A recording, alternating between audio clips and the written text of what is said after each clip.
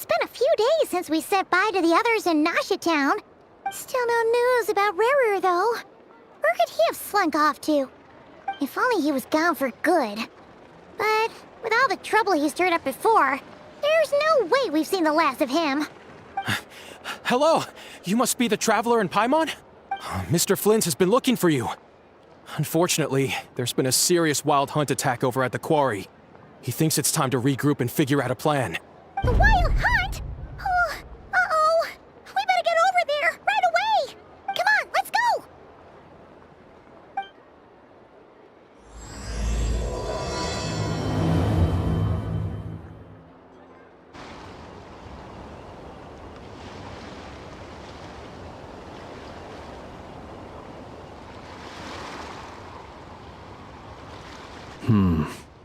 I can barely sense any Kuvaki at all. This whole area feels like a soulless husk. Looks like his appetite truly is insatiable. As if the power of that energy cannon wasn't enough. He's not seriously still getting stronger? What's his endgame here? Ah, everyone's here already. Hey, we made it. So, what's going on? We've all been on high alert since we split up a few days back, expecting Rarir to strike again. But it's like he just vanished into thin air. No one has seen him nor found any trace of his presence.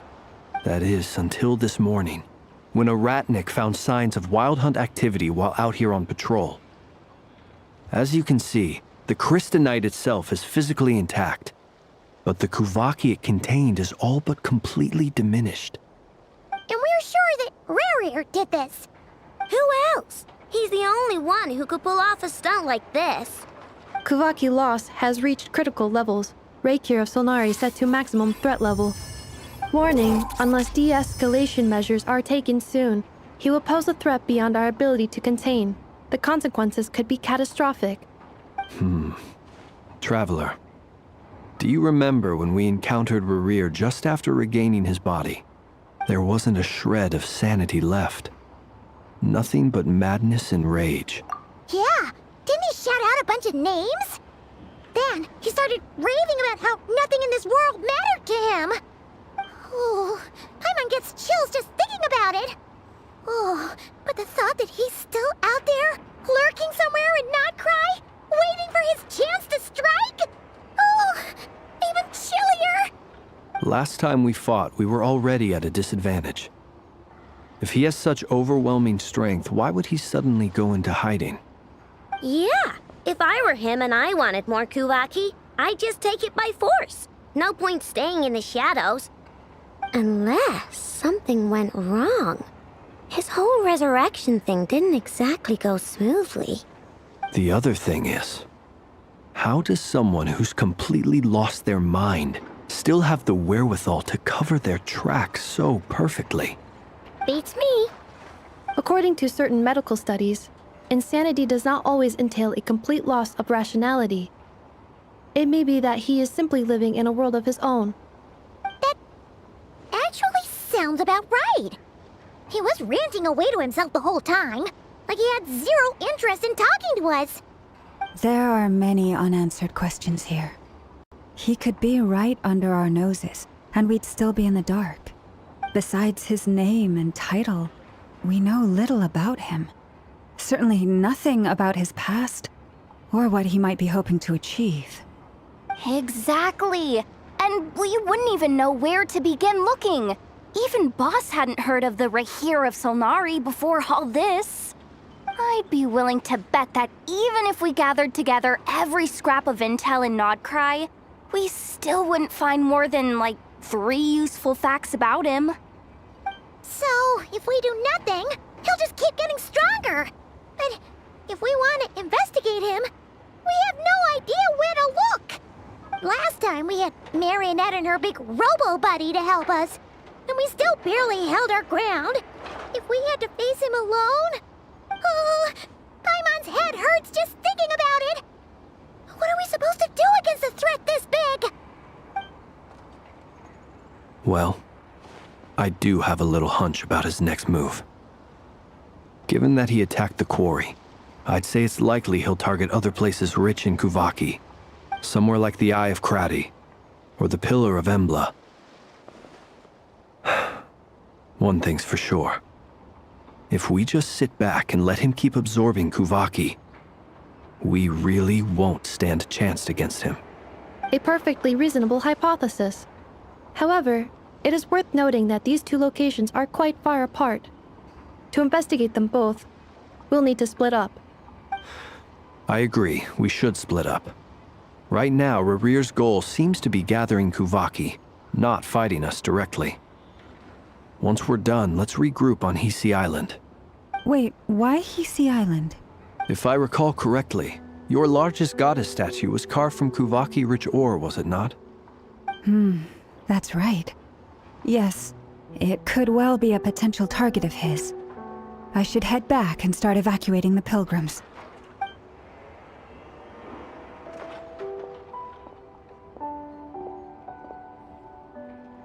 Splitting up's always gonna be risky. But I guess we don't have much choice, right? We're in a race against time here. And if we do run into Rear, what then? That's when you follow the third rule of treasure hunting. Run like the wind. Didn't you say the third rule was go with the flow? I don't know. Did I? Anyway, whatever. In this situation, go with the flow means go find backup. Agreed. If anyone finds so much as a trace of Rarir, do not pursue him. Get out of the area and alert the rest of us as soon as possible. We need to put safety first. All right, we'd better get moving. Come on, Anefa, let's go.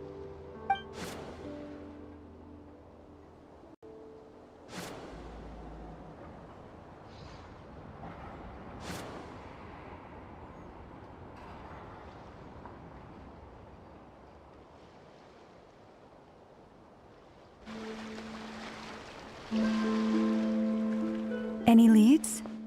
Nope. Diddly squat. No clues to where he might be hiding. It's like he's a ghost. It feels like we're sitting on a powder keg that could go off at any second. Oh, I hate this feeling. I'd rather face him head on than be left hanging like this. So, you guys didn't find anything either? Not loving the word either. How about you, Flints? I questioned a few Ratniki and eventually narrowed my investigation down to one suspicious individual. But by the time I got to his place, he was already gone. Almost as if he knew someone was on to him. Either that or he's just extremely cautious and doesn't stay in one place for long. He's been biding his time for a while now. The question is, where or what is his next target? No idea. Since regaining his body, he seems to have lost all interest in the fragment in my possession. If he did still want it, he's had plenty of chances to take it. All we can do now is hope that Aino and Anefa turn up some leads. Darn it, Rarir. If you've got the guts, come face me one-on-one!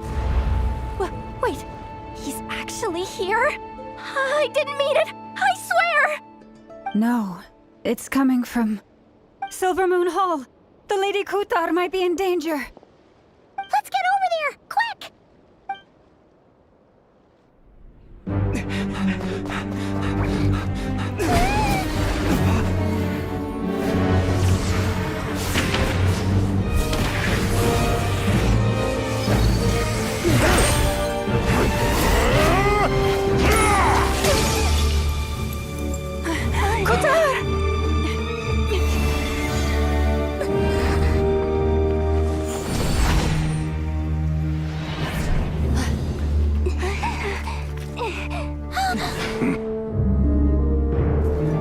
Why is he attacking the damselette? What's going on? No time for questions.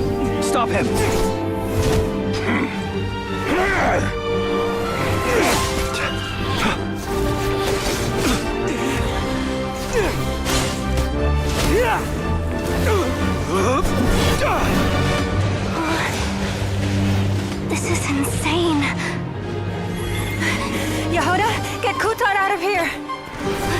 on it!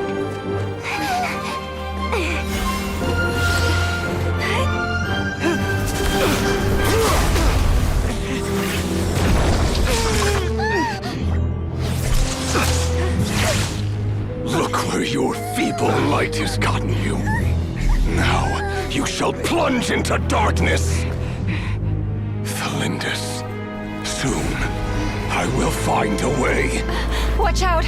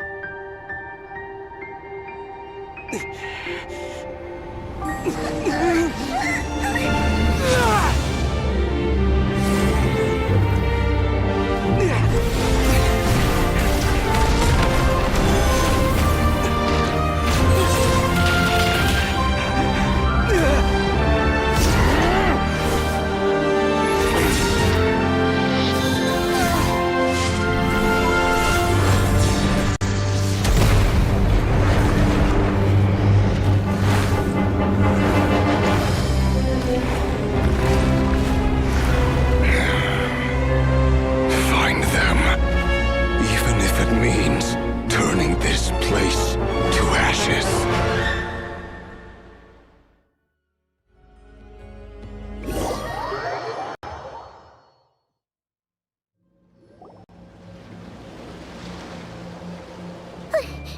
That was too close. We barely made it out of there alive! What's that guy's deal? How'd he get so crazy strong? He's a threat to this entire nation. I doubt his strength could even be measured by conventional standards. I have a question. When me and Anefa showed up, we saw him chasing after this lady like he wanted her dead. What was that all about? We weren't there for the whole thing either. They were already duking it out by the time we arrived. Yeah, we didn't see how it all started. It all escalated so quickly, we had no choice but to step in. Kutar, can you shed any light on the situation? Kutar. Cross-checking database. I see. So you're the one that the Frost Moon Scions refer to as the Moon Goddess? Wait, she's the moon goddess? Oh, no wonder she looks just like all those statues. There are many reasons why people might worship the moon, and just as many why they might despise it. I've never met that person before, but there was no mistaking his deep-seated hostility towards me. Why he holds me in such contempt, I cannot say. But since he hunts the power of the moon, it's no surprise that I am a target. Kutar. There are many potential motives. For instance, you help the traveler escape his grasp. This could be his way of taking revenge. It is also possible that he covets the Kuvaki inside you and seeks to take it for his own. The list goes on. But right now, devising a counter-strategy should be our #1 priority. The likelihood of this location being discovered is close to 100%. A counter strategy? But we don't stand a chance against an enemy like this. Surely our only option is to run. He's not gonna chase us to the end of the world, right? So as long as we can sneak out of Nodcry undetected. No, I can't say that. Come on, Yehoda, this is serious stuff. You can't suggest we all just chicken out. Running is our only option. Huh? You seem surprised, but what other choice do we have? We are facing an enemy we cannot possibly defeat in battle. Well, I mean, yeah, but still. It's not too late. I can distract him, so you have plenty of time to make your escape. Wait, what? You're gonna act as bait? Doesn't that make sense? I'm the one he's after. There's no need for you to risk your necks on my behalf. A coyote doesn't stop for bypassers while it's howling at the moon. What is it, Loma? The Frost Moon Scions have already grown accustomed to life without their goddess. My presence here is no longer essential, and this is not my home, so you needn't ask me to stay. We can't just roll over and let him get away with this. That's not our style. Yeah, we can't just call it quits after everything we've been through together. Besides, she pretty much saved my life back there. If I just ditched her now, I'd never forgive myself. We can't overlook that you have saved our lives multiple times now. To talk of returning the favor would be a little crass for my liking. But suffice to say that we are friends, and friends look out for one another. River's true objective remains unclear. Even if we were to sacrifice Miss Kutar, there's no guarantee he would stop. But Kutar, I know why you left the Frost Moon Scions so long ago. It was because people started treating prayer as a form of trade. They would make self-centered wishes, force you to accept meaningless offerings in return, and then expect you to perform miracles for them, as if that were their entitlement. If it were me, I might have walked away too. But I believe that time can change everything, and that sometimes it takes losing something precious to appreciate its true worth. After much reflection, I've realized that this was never about whether the Frost Moon Scions need you. Any relationship based on need is purely transactional. What I truly hope is that you'll choose to stay, not out of obligation, but as part of our family. You were born here, and now you've returned. Who knows? Perhaps it was the moonlight that guided you home. thank you, Loma. But my power is on the wane. I'm afraid I will be of little use to you now. Very well then. I'll do as you say. Both times you saved us, we were transported across great distances in an instant. Is that one of your powers as the Moon Goddess? It is, but I find it very draining. I barely managed to pull it off just now, and it will be some time before I'm strong enough to do so again. Rejected by the world, my power is dwindling. Like a lake cut off from its source, slowly shrinking away. Now, it has almost run dry. What do you mean, rejected by the world? The 3 moons belonged to the ancient bygone era in which they came into being. From the moment I was born, the world itself has been steadily sapping away at my strength. The 3 moons are not one and the same. As the goddess of the Frost Moon, I cannot wield the powers of the other 2. Yet moonlight has a way of blending together. Each can reflect the other's glow. So when our fingers touched, I was able to restore my strength by drawing Kuvaki from the eternal moon's marrow. But this method of recovery is painfully slow. If only we could find the... It's the Wild Hunt! Even faster than we expected. We'll have to finish this conversation later. See how those Wild Hunt creatures are running away from us. They're likely just a scouting party, which means Rerir won't be far behind.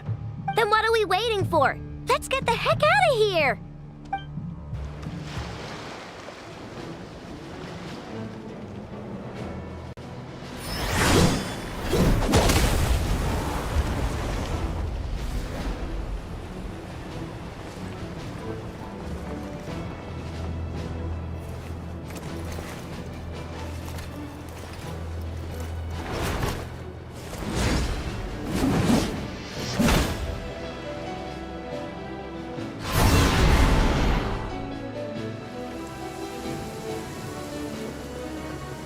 What's the matter? Bit off more than you could chew? Who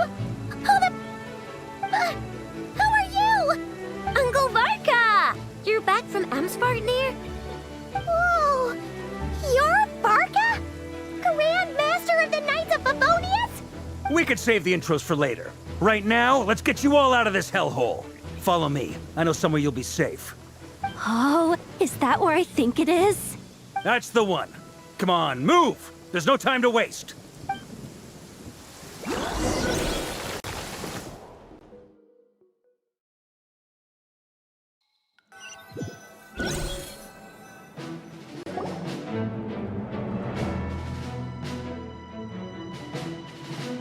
Wow! Where are we? This is so well hidden. Well, that goes without saying. This is the Knights of Favonius' meeting place in Nodcry, and a contact hub for the Northern Intelligence Network. AKA, the black market of intel. No matter what faction you're with, it's the place to buy and sell information. Their headquarters are in Nodcry, but they've got contacts in every nation. As an expeditionary force on foreign soil, working with them has offered us the most effective way of getting our hands on reliable local intel. This is where we meet, so naturally, it's secure. Anyway, where were we? Folks from Nodcry should be pretty familiar with me by now, but I believe this is the first time we've met.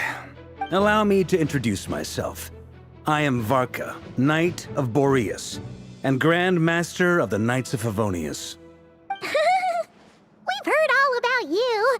This meeting's been a long time coming. You look way younger than Paimon expected. But you definitely have that Grand Master vibe. Well, I'm no spring chicken. Just not showing my age yet. Definitely feeling some of that back pain today, though. Rushed back from Amsvartnir without a wink of sleep, only to get right into another fight with that freshly revived maniac. Another? You mean you fought him before? Yep. He wasn't nearly as strong back then, but he was still a formidable foe. I brought some of the knights along to give him a little surprise, but he saw us coming from a mile off. My squad took heavy injuries, and I barely made it out alive myself. We knew it might have been our last chance, so we staked everything on it. But still, it wasn't enough to stop him. I tried tracking him down afterwards, but he didn't leave a trace. Even in his unhinged mental state, he's as cautious as any trained operative. So, I decided to come find you. And as luck would have it, turned up to find you being ambushed by the Wild Hunt. The rest, you already know. Is that why he's been frantically absorbing Kuvaki these past few days? Because he sees you as a threat? Maybe I'm part of the equation, but even if I weren't, I'm sure he'd still be gathering power. He's clearly working up towards something. Note to self, Uncle Varka's strength rating officially upgraded. Guess it's my turn to ask questions now. So, what exactly has been happening in Nodcry? Why has the Wild Hunt returned in humanoid form? And why is it after you? That's a long story, but I'll try to make it quick.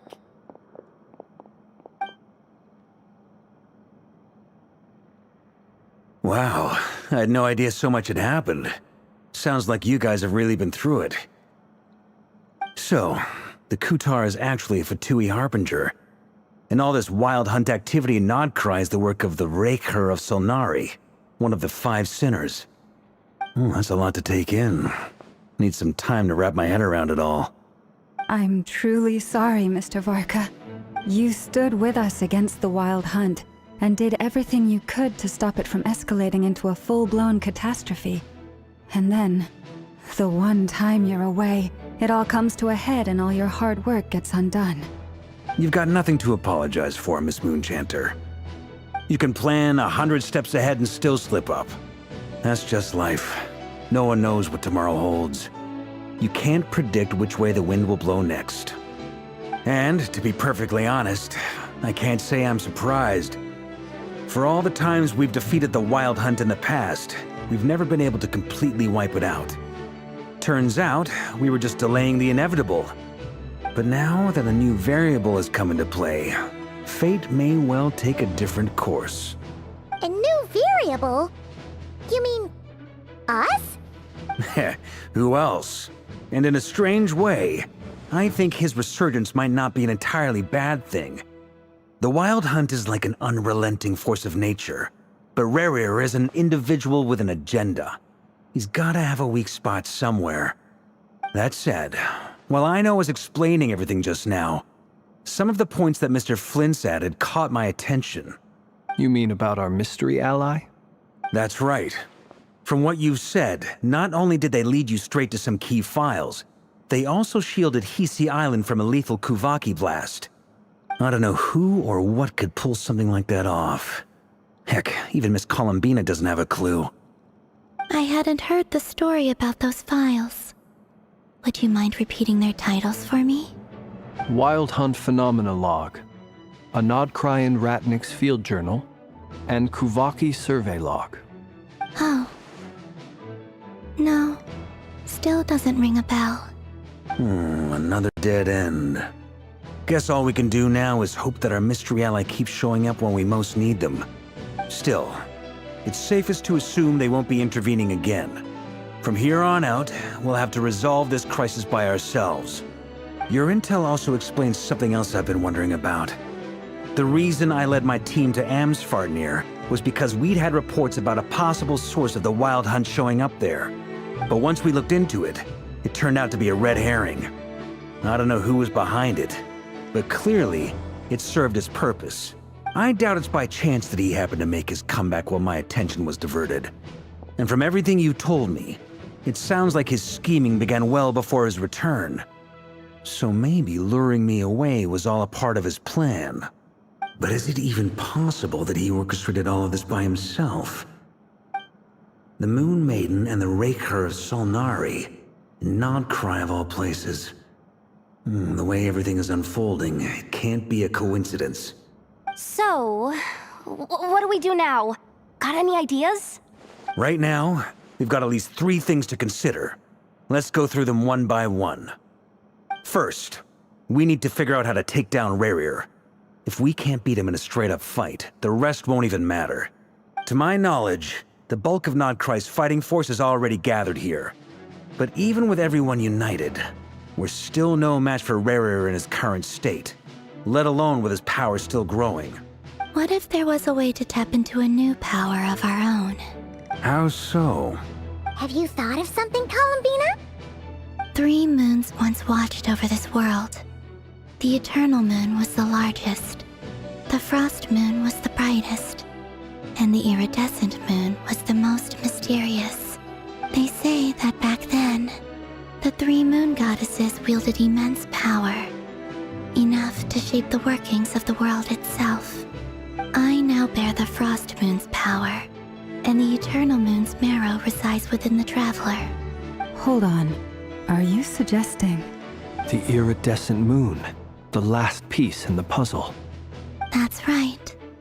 If we can find the Iridescent Moon's marrow, I will be able to regain my strength much more quickly. The 3 moons are said to stir the tides and illuminate all things. Perhaps they hold further secrets beyond our understanding. According to my analysis, the solution is feasible. However, it is subject to one major condition. How do we locate the Iridescent Moon's marrow? I know a way, but we will need to visit the Fatui's Experimental Design Bureau. The Experimental Design Bureau? Are you saying we need to involve Marionette? Yes. I must speak with Sandrone. It's a long way from here to the Experimental Design Bureau. There's a high chance you'll be spotted. You shouldn't go alone. Then that's settled. Next up, our second priority. Somehow, we need to figure out Rerir's end goal. As you saw for yourselves, when he was still in his Wild Hunt form, everything he did was for the sake of recovering his body and resurrecting himself. His first act since then, after laying low for a while, was to try and assassinate this young lady. People's obsessions often reveal their greatest vulnerabilities. There must be a reason why he despises the moon so deeply. Perhaps it sheds some light on his title, the Raker of Solnari. The Wild Hunt has plagued Nodcry for centuries now. If we want to stop it for good, we have to get to the root cause of what's driving it. It's true. We still know very little about him. If Kuthar hadn't given us that lead, we wouldn't even know his name. But where would we even start? I doubt even the Intel Queen of Nokrai has a clue, and she has info coming out of her ears. Oh? That's a rather hasty conclusion for someone who's so painstakingly meticulous when it comes to dealing with machines. Ah, she heard me.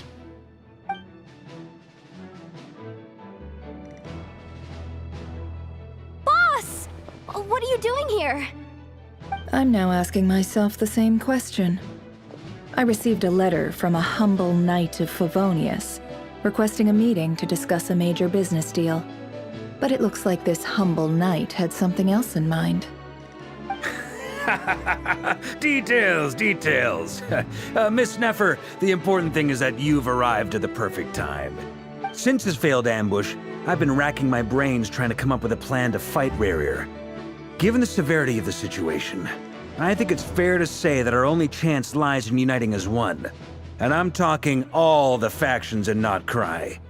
We can't do this without the Curatorium, but I knew it'd be a tough job to win you over. So, I took the liberty of reaching out for a little chat. Wait a sec.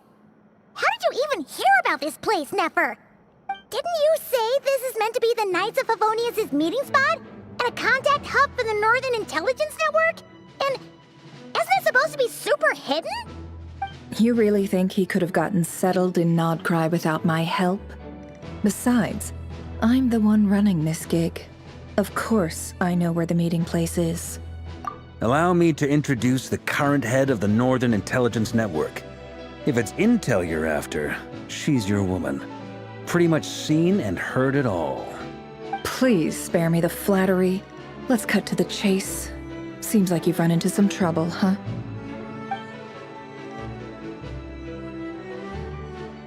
Well, this certainly qualifies as an unforeseen crisis. On behalf of the Curatorium of Secrets, I wish you all the best of luck. So you're just going to sit this one out? Why should I get involved? What could possibly be in it for me? What if we told you we can't do this without you? Oh?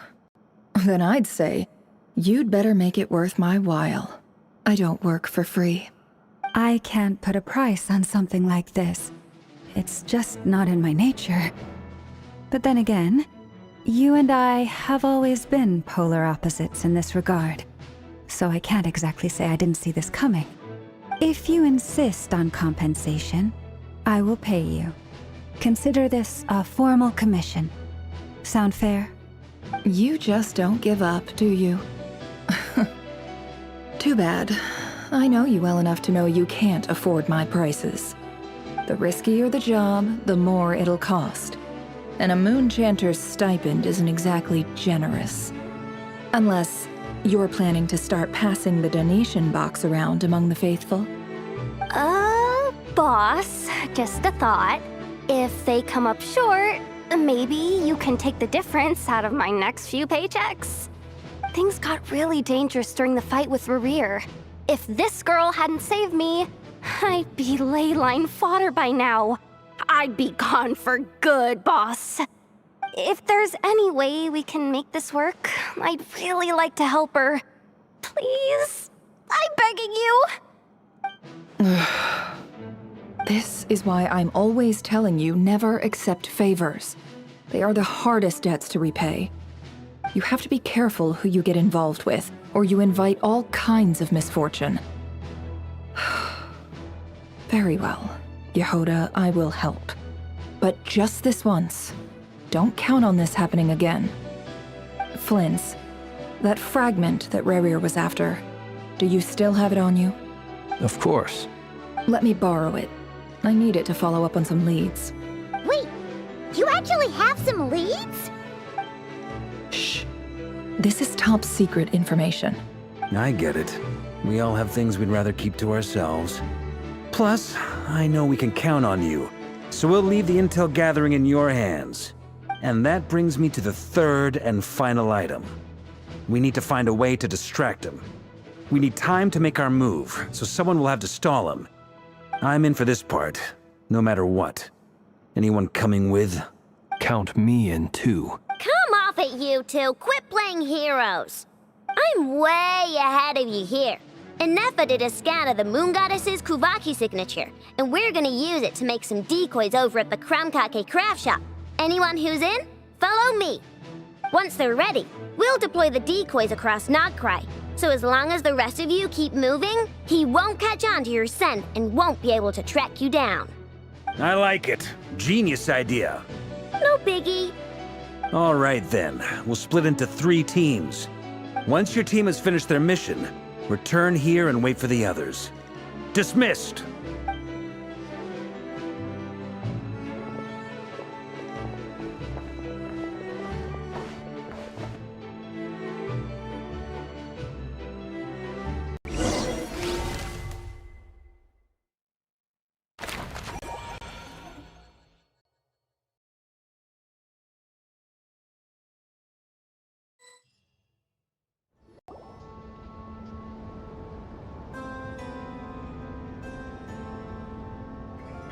Lady Damselette. Wait. And you two? What are you doing at the Kuvaki Experimental Design Bureau? We've been doing our best to mind our own business lately. But if you're just gonna waltz up here like this, you're seriously pressing your luck. Don't blame us for doing what we have to. Huh. You really think that's gonna scare us off? We're not looking for any trouble. I just want to see Zandrone. Do I need to remind you that you're still a wanted fugitive for deserting us? Out of consideration for our former ties and the crisis we're all up against, we'll let you leave in one piece. But don't even think about trying to get inside. Let them in. But... Are you going to make me repeat that? no, my lady. Zandrone seems to be in a good mood. Must be maintenance day.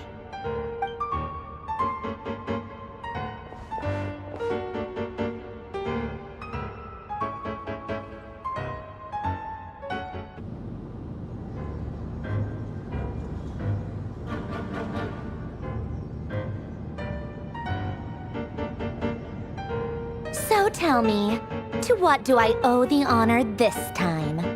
Actually, before you answer that, just so we're clear, we're not colleagues anymore, Columbina. I don't owe you anything. I promise it's nothing big. It seems like you've gotten the wrong idea here. The only reason I let you in was because I was bored. It seemed like a way to kill some time and satisfy my own curiosity. Whatever miscalculations I may or may not have made in the past, I haven't lost the plot enough to even consider sticking my neck out for your sakes. I'd like to speak with Arlecchino. What? Huh?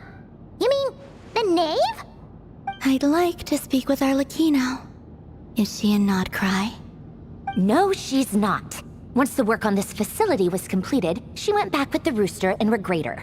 The only ones in Nodcry are me and... What is it you need to speak to her about anyway? Rerir is hunting me. If I'm going to face him, I must first retrieve the lost moon.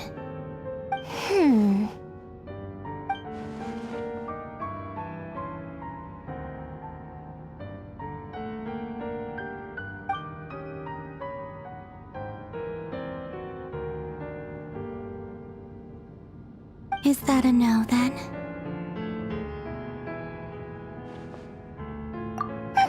As if I need reminding. I was this close to settling things with him before someone decided to whisk me away to their weird little garden.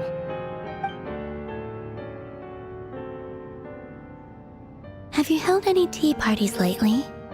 Tea parties? Yeah, obviously. You don't seriously think we'd pack it all in just because you aren't here. If anything, they've been more eventful than ever. Just me, Arlecchino, and a bunch of insolent, insensitive guests who won't stop asking where you've gone. Oh, they've been a real joy. I bet you served them the worst tea you have. Just like you used to do to me when I upset you. Who cares about how good the tea is when there's no one around to drink it? I keep losing people. First Rosaline, now you. I'm running out of people who can make me laugh.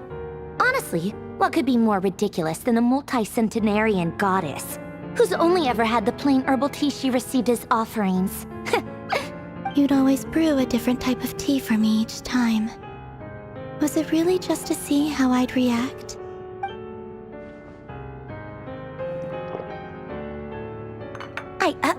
Well, duh. Why else? Watching you squirm was practically my only form of entertainment.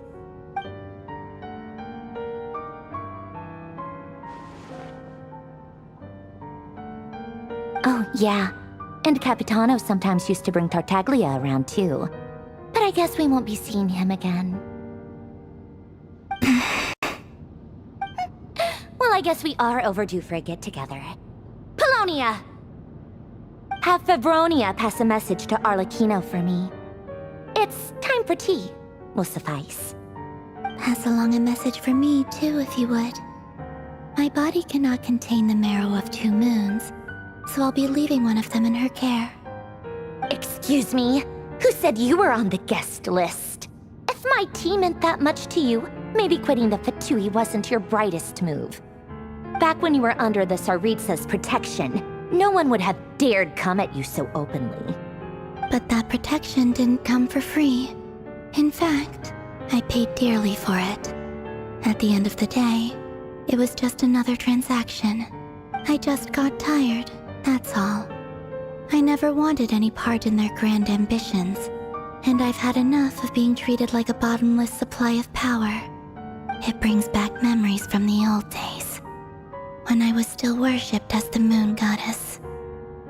Centuries on, it may be a different group of people, but I see the same greed in their eyes.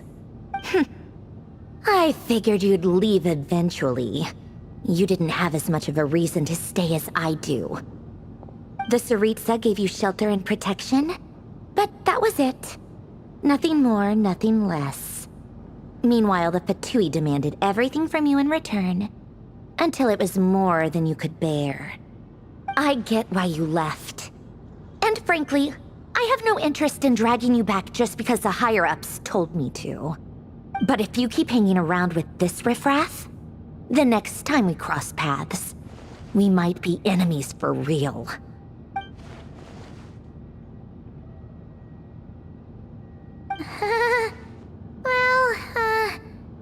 Guess that's our cue to leave? That might be your plan. But it sounds like someone else wants you to stay a little longer. Huh? What do you mean? Listen.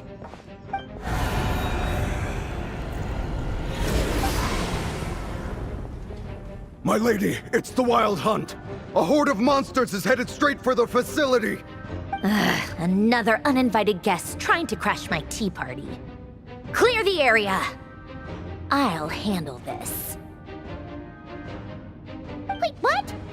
You want us to leave you here by yourself? Huh, you'll be lucky to make it out of this alive. You really think you can afford to worry about me? Go on, get out of here. You may have stopped Polonia from crushing him last time, but I've made sure that won't happen again. The entire Experimental Design Bureau is rigged for war. Stay and watch if you want, but it'll be at your own risk. You're not flagged as friendlies in a weapons system. Don't tell me what to do! Look, if you're leaving, make it quick, or you'll just get in my way. There's a secret passage on the 2nd floor. It'll take you right to the plains out back. Stare all you want, Columbina. You're not getting another invitation to my tea party. I know. But thank you anyway, Sandrone. This is exactly why you shouldn't hang around with those people. All their melodrama and sentimental nonsense is rubbing off on you.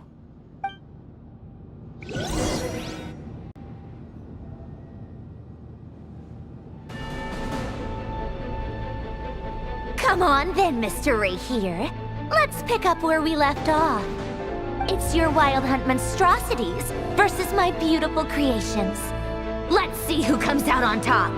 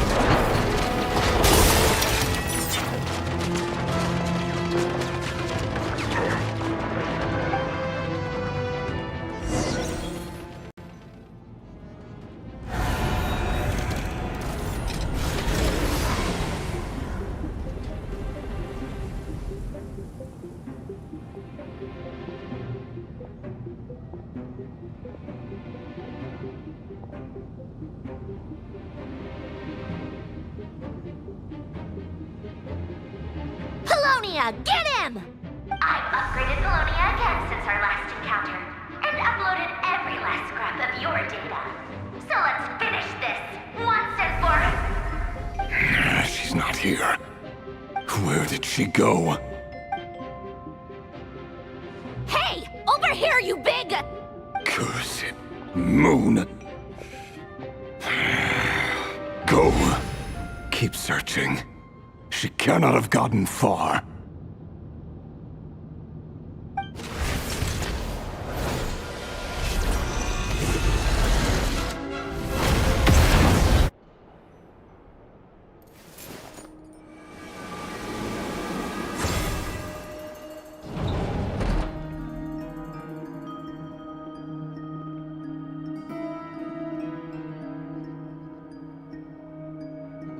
So this is your method for investigating Rarir's past. It almost looks like some kind of ceremony. Good deduction. But it's quite a different affair from what you're used to with the Frost Moon Scions. Whoa, first time I've ever been in here. Boss always said it was off limits, so I pictured some kind of creepy dungeon. But it's actually kinda nice. Oh, I guess this must be Sumero decor? That's where Boss is from. And that nice shopkeeper who sold me my treasure compass. I'm not sure exactly what you've got planned, but it looks like you're all set. When do we begin? Whenever we wish. But for some reason, I've got a feeling this isn't going to end well. I've never faced Rarir myself, but from what you've told me, his power is beyond anything I could imagine. I, on the other hand, am just an ordinary businesswoman. Our paths should never have crossed, yet here I am, forced to make an enemy of him. If you ask me, you're about as far from ordinary as it gets. So what are you saying? You're getting cold feet? Once I take a job, there's no backing out. Still, I have to ask myself if the power I'm relying on will even work on an opponent of this caliber. And also how to make sure I come out of this alive if things spiral out of control. Death is the one thing we can take for granted.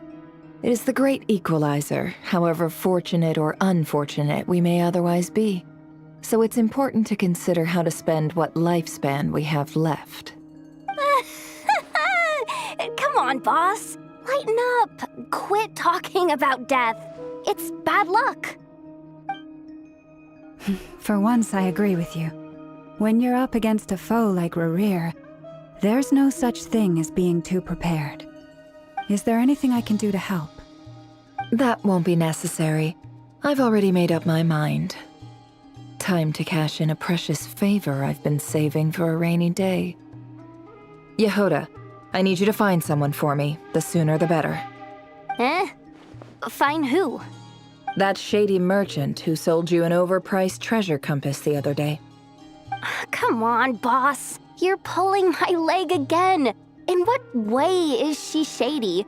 She showed up when I was completely lost and sold me a neat little gadget that was exactly what I needed.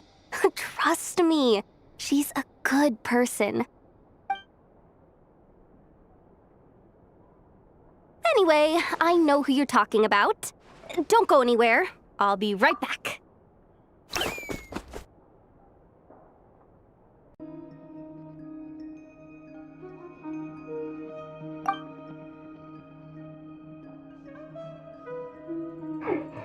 I genuinely can't run any further.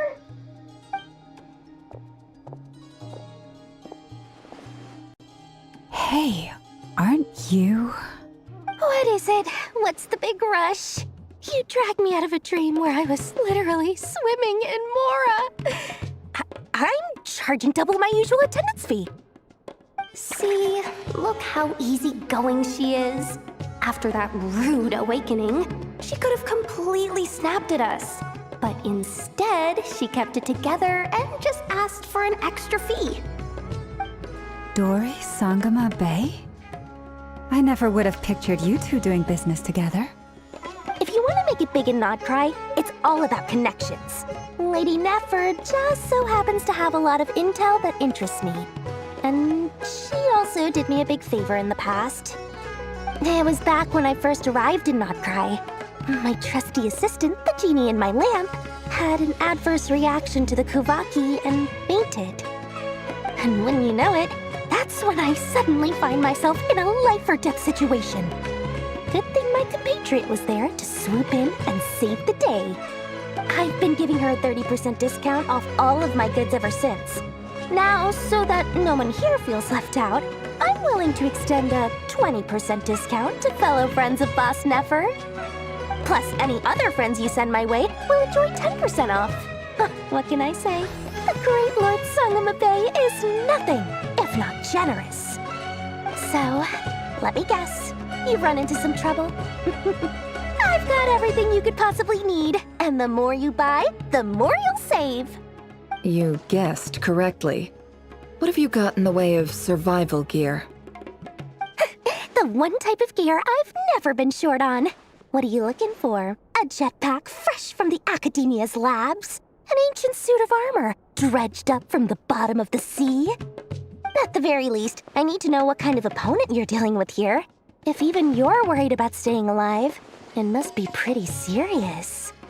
What if I told you it's someone with the power to bring a nation to its knees? Is that so? Then we really are talking top-shelf treasures. I don't have anything like that in stock right now. I'll have to ask my supplier. Your supplier? A powerful woman, make no mistake. I can't reveal her identity, but luckily for you, I hear she's planning to visit Notcry in the near future. If you're willing to wait, I can ask her when she's here. Can't say exactly how long that'll be, though. Then, let me put it another way. What would you do if you encountered an enemy like that? Roll over and serve yourself up on a silver platter? Of course not. I have a handy little trinket from one of my generous suppliers, which... Hold on. What exactly are you getting at? No. This is for my personal use only! Let's just say I'm borrowing it, all right? Just for insurance purposes. You'll get it back later. Favors are the worst kind of debt to owe, and now you've got a chance to repay one. A win-win situation, don't you think? Fine. You can borrow it for 5 days. No, make that 3. And for every extra hour after that, I'm charging you 1,000,000 mora. Deal? Deal.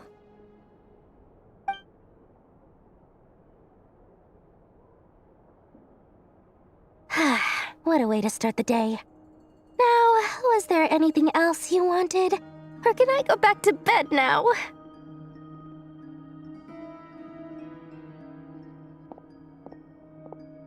That will be all. Take care now. Don't trip up on your way back, friend. See you later! You're my favorite shopkeeper.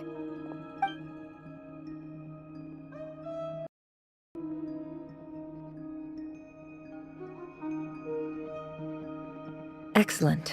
Everything is well and truly ready. The ceremony can now begin. After initiating the ceremony, your minds will follow me wherever I go. You will see many strange things in your mind's eye. So remember, don't be frightened, and don't make a sound. Now then, let us peer into the Raker of Solnari's past.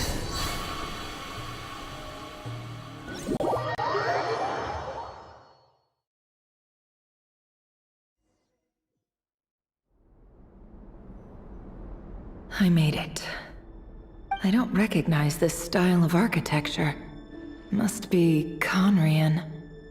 Simple furnishings, table and chairs. It's a more ordinary house than I might have expected.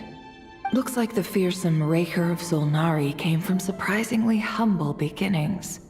Unless this passed for luxury in Conria. Unlikely. It was said to be a very prosperous nation in its heyday. Anyway, I'll keep exploring. Hi, Rivier. Since you're working extra hours tonight, I thought I'd keep myself busy by checking out that new kebab shop. I've heard good things about their menu. I'll test it out, and if it's as good as everyone's saying, let's go back together sometime. P.S. New stash from the Universitas Magistrorum. I brought some goodies home. A few teacups and a pin rack. Hope you like them. They didn't sign their name. But they must have been close. Sounds like they were living together.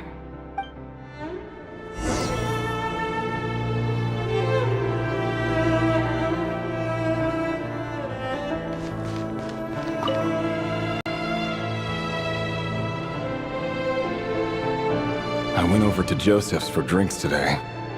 They have a fine collection, but I went alone.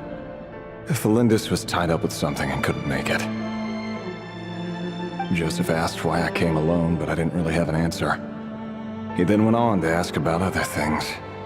If you ask me, someone who asks that many personal questions is too nosy for their own good. But if he invites me again, chances are I'd still go. Felindus. That's the same name Rerir mentioned. Grain imports keep falling. If things don't pick up, we'll soon be back to meat and mushrooms only. Honestly, I'm not a huge fan of that new type of mushroom everyone's been into lately. Didn't it start out as a lab-grown variety? I heard it's even mildly corrosive. Seriously, why would you even eat something like that? I don't care if it's an impressive feat of alchemy. That just isn't the kind of thing I like to eat. Grain has to be imported, and they're eating a diet of mostly meat and mushrooms. Could it be because Conria is underground, so it doesn't get much sunlight? That would explain why they use so much stone in their buildings. They even use alchemically modified strains for food. Seems like the people of Conria don't have many options when it comes to dining. I've just about saved up enough now. Time to buy it and keep it somewhere safe. Making a big purchase. I wonder what it is.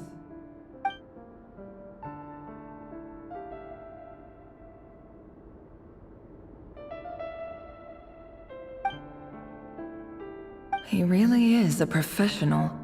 No wonder he's so good at covering his tracks. Despite what he's become, it seems like he's retained certain habits, at least in this regard.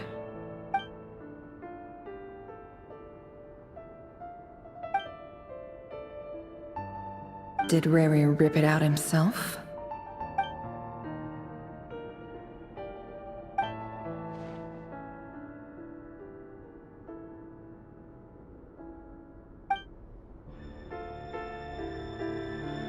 Before I met you, I was convinced that my heart was nothing more than a stagnant pool, the burial place of a fallen moon, a withered, windless grove where the waters rested forever unrippled. It was you who helped me see that my heart hadn't entirely withered away, that it could still beat to the rhythm of love. This is just trivial sentimentality from the looks of it. Why would he go to the trouble of hiding that? The burial place of a fallen moon.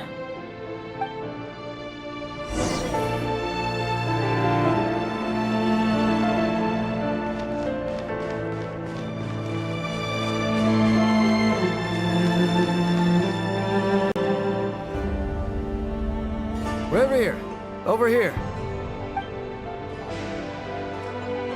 Dane! Oh, and, Vedalfin here? What a surprise to see you here, sir. Hello there, Rerir. You need not address me so formally outside of court.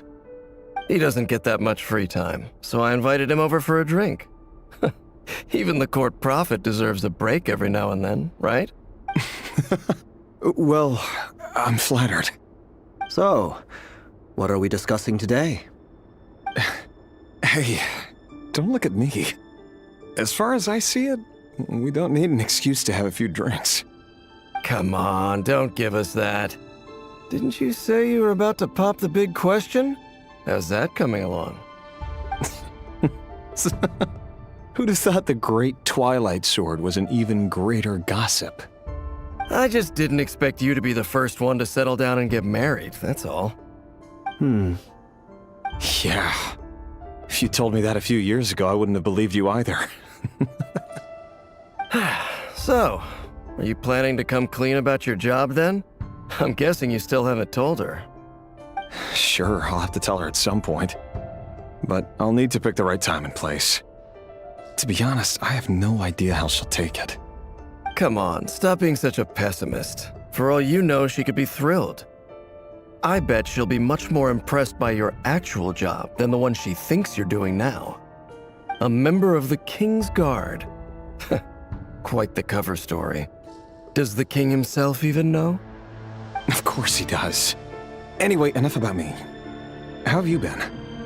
Me? Same old, same old. Nothing much to... Huh? What's up, Fed? It's nothing. Vadafulnir, Daneslif's elder brother. Renowned throughout the court of Conria as the Visionary, and said to possess a wisdom far beyond the reach of any ordinary man. And yet, despite the gulf between us, he seems to have something to say about me. Does he even know me? Does he see me as a friend of his brother, or just another of the Vinster King's blades? Why did he react so strongly? Was it really to do with what we were talking about? Brown, curly hair and brooding blue eyes. So this is what Rerir looked like back in the day. Perfectly normal.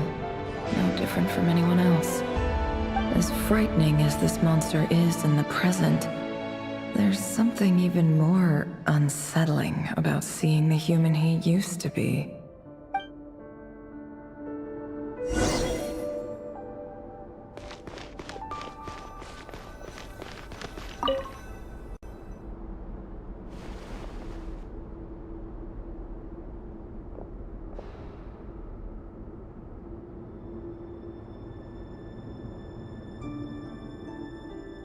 Felindis?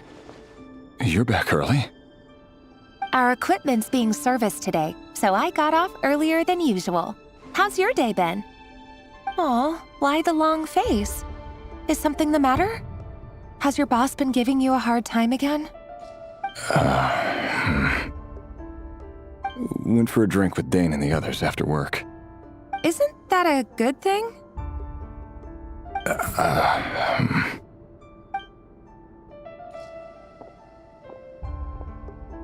Vedafulnir showed up today, too.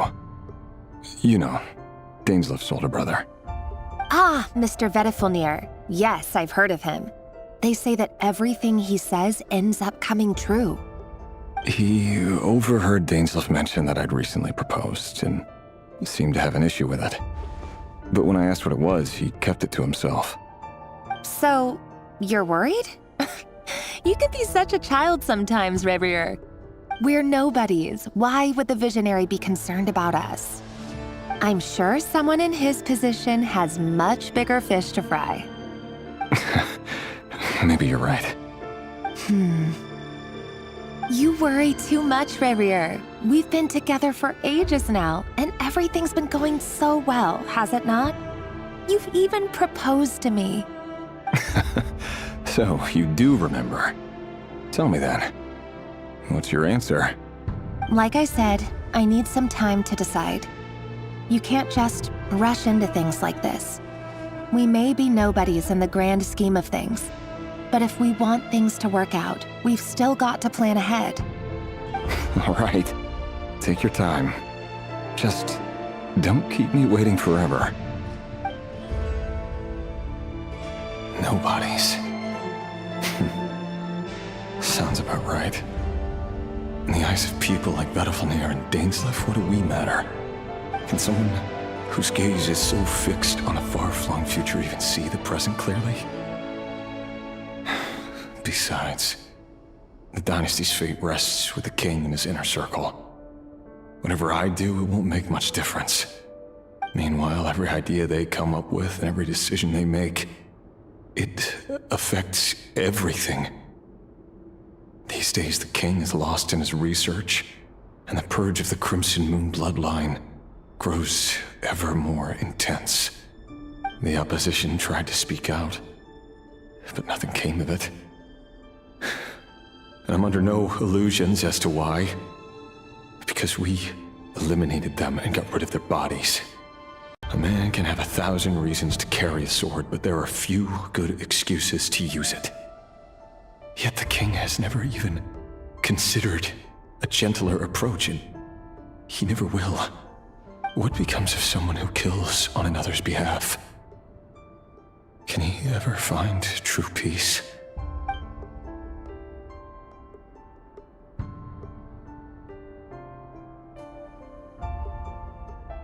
Thelendis,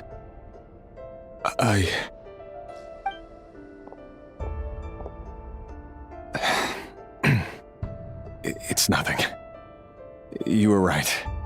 Fate has never smiled upon nobodies like us. But by the same token, it's unlikely to bear a grudge against us either. There's no reason we can't keep living happily together, cherishing the simple joys of each day as they come. See? You just need to stay positive, Revere.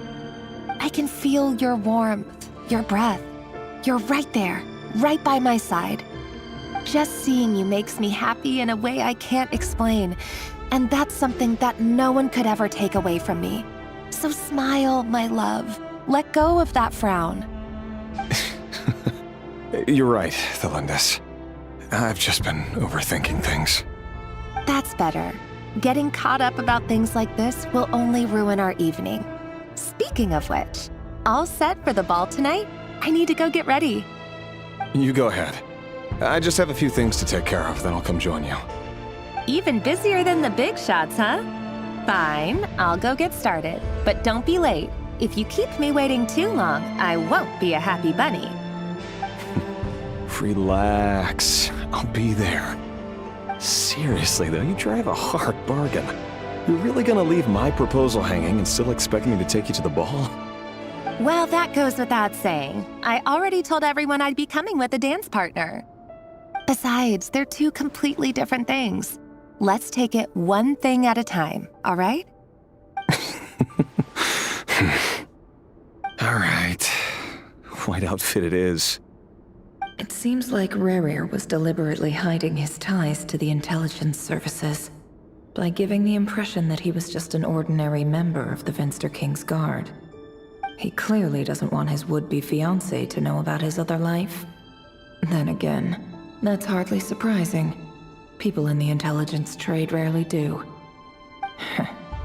Who'd have thought we were in the same line of work? Let's dig a little deeper. Our last operation was a resounding success, and all thanks to you, Rehir of Solnari. In total, we apprehended 32 dregs of the Crimson Moon, and 67 accomplices. After all these years since the dynasty's fall, so many of them still linger on. Indeed, it cannot be denied. Yet it was destiny that the Crimson Moon should be overcome by the eclipse, and that His Majesty, the all-seeing Finster King, now guides our nation on the path to prosperity. Conria has no further need for a dead moon. But alas, there will always be those who refuse to see the truth, choosing instead to romanticize the past. That's not entirely true. Much about the Crimson Moon era was worthy of remembrance, and that's exactly why they keep trying to see it restored.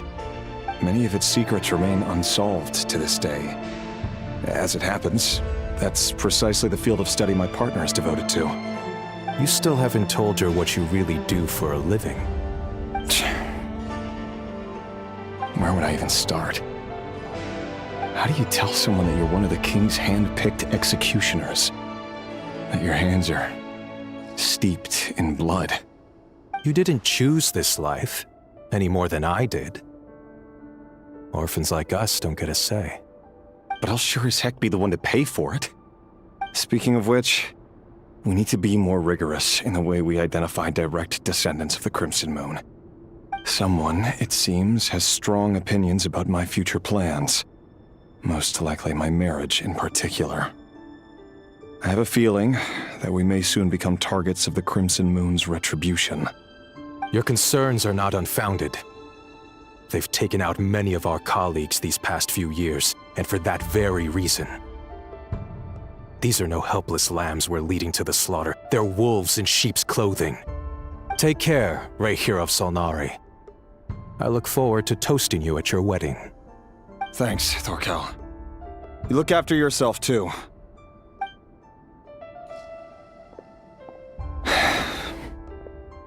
Thelindis, I never wanted to keep this from you.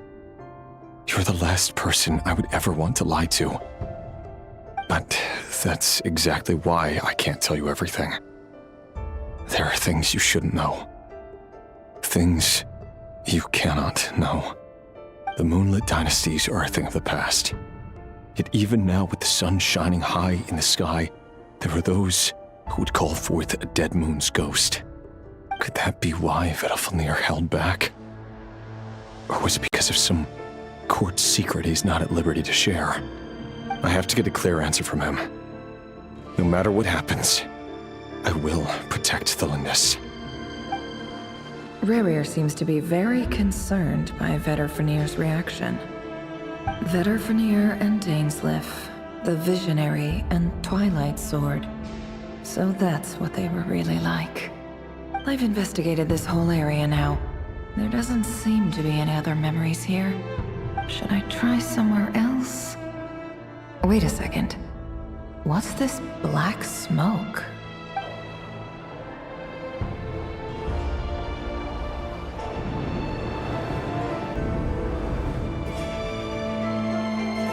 So he's late after all.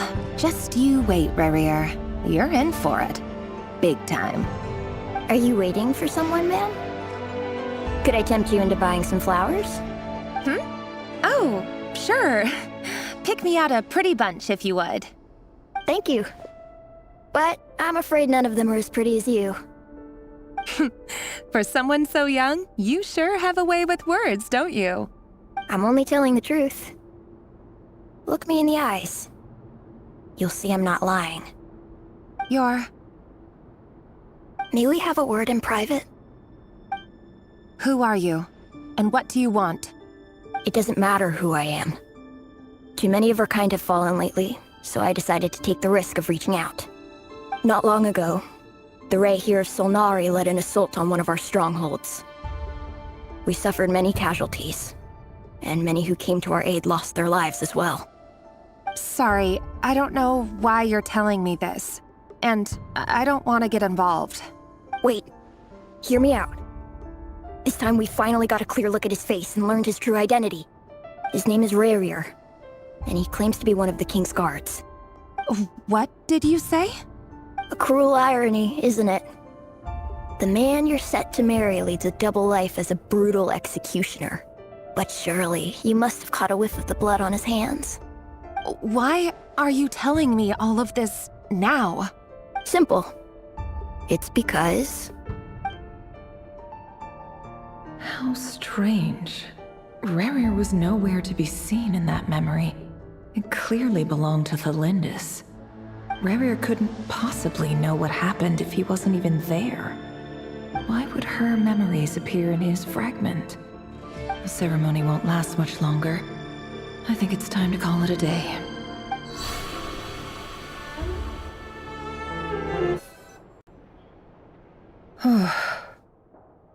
So that was your doing?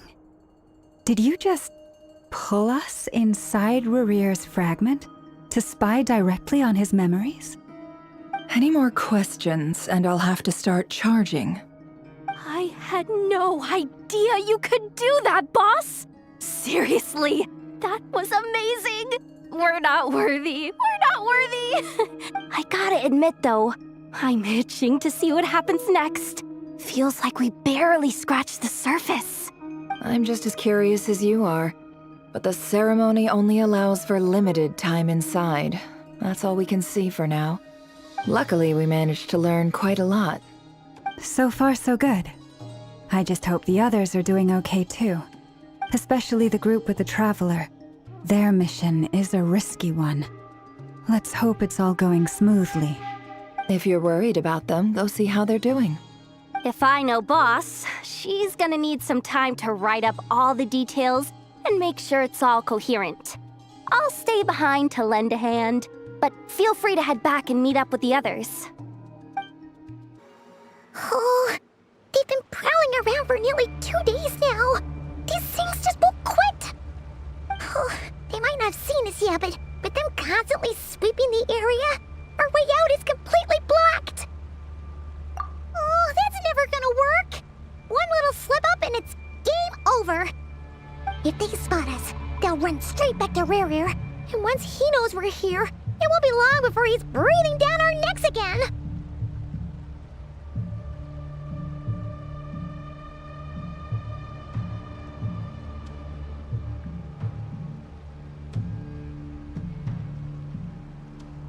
Oh, guess you're right.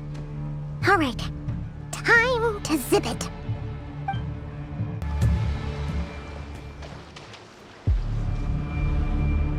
Oh, there's no end to these things!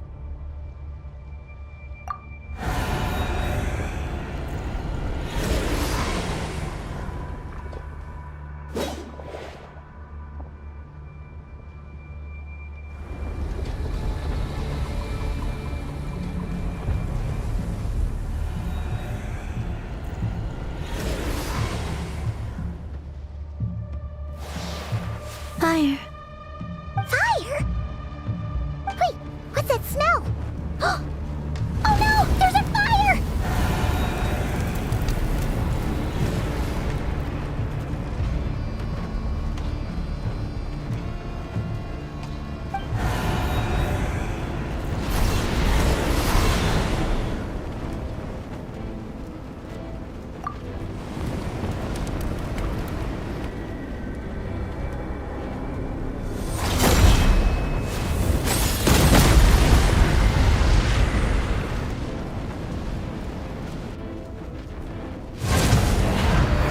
Sandrone was right. You look weak, Columbina. The old you would never have let such lowly creatures bar your way. Word has it that you did something for the Tsaritsa, and that's why you've lost most of your power. Freedom comes at a heavy price, doesn't it? It's Arlecchino! You came! Hello again, Columbina. And greetings, guests of the House of the Hearth. It's been a while, Arlecchino.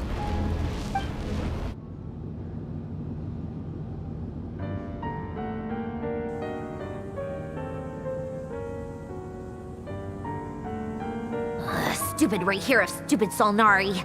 Ugh, whatever. I've got all the data I need. Next time we meet, you're finished.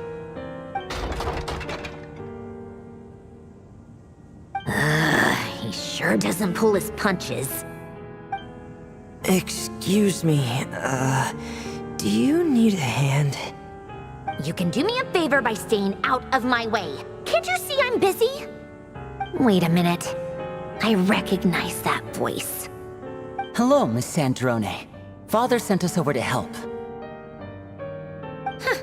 How considerate of her. Hey, Fremine, get over here and help me fix this. Lenny, you do your thing. Just keep your sister away from my machines. Nearly every machine that Catgirl touches ends up going haywire. Go put her on cleaning duty or something.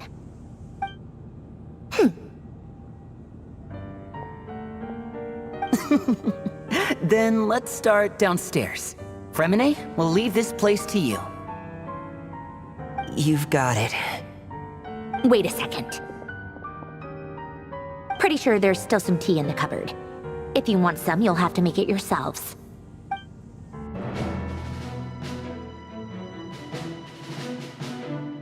It's a relief to see you all made it back in one piece. Huh? Feels like there's quite a few people missing. Where's Flint's and the others? And what about Nefer? I returned ahead of them. Flint is helping Aino and Anefa to set up the decoys and buy some time. As for Miss Nefer... Boss is still wrapping things up on her end. She sent us back to fill you all in on the top secret intel we've been gathering. I see. Then let's get right into it. But first, who do we have here? You brought someone else in to help? Greetings. I was invited here to help as a longtime Tea Party companion of Columbina's. You may call me Arlecchino. Surely it can't be. Those eyes. Oh, where have I seen them before? Wait, of course. In those memories we just saw. The only Arlecchino I know is the fourth of the Fatui Harbingers. So either you share a pretty uncommon name, or you're more than just a Tea Party buddy. You're well informed, Grandmaster. A man from Mondstadt living all the way out here in Nodcry, and yet the people and affairs of Snezhnaya seem to hold a special place in your heart. Oh, the feeling's mutual. Sounds like you know all about who I am, too. A Fatui Harbinger. The atmosphere in here just got really tense. Guess we can't just start trusting Fatui Harbingers, even at a time like this. I must admit, though, I'm a little curious. Seeing as the Moon Goddess no longer belongs to the Fatui, what makes you so willing to put your neck on the line here? Nor does Nodcry belong to Mondstadt, Mr. Varka.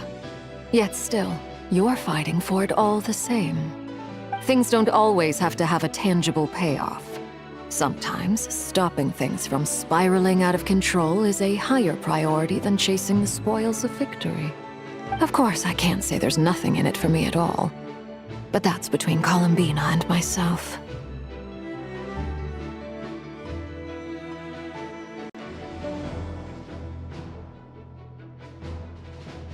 Forgive me, I don't mean to doubt you. It's just that the Fatui really have been the source of many of our troubles. We have our own way of doing things here in Nodcry. But ever since they arrived, the Fatui have treated us with nothing but hostility. I know there's been a lot of bad blood between us in the past. I've done my utmost to avoid friction whenever I could. But sometimes fundamental conflicts of interest simply can't be settled amicably. That's why I'm here solely in a personal capacity. This has nothing to do with the Fatui. As a gesture of good faith, I'll be frank. I can help Columbina track down the iridescent moon's marrow, which will help her restore more of her power. Anyway, what else is on the agenda? Let's begin. She says she'll be frank, then completely skips over the details. Looks like she doesn't want to give away too many secrets after all. But she clearly wants to change the subject. It'd be awkward if I tried to bring it up again now. I guess we'll just have to go along with it. She's the fourth of the Fatui Harbingers after all. One look and you can tell she's not someone you'd want to mess with.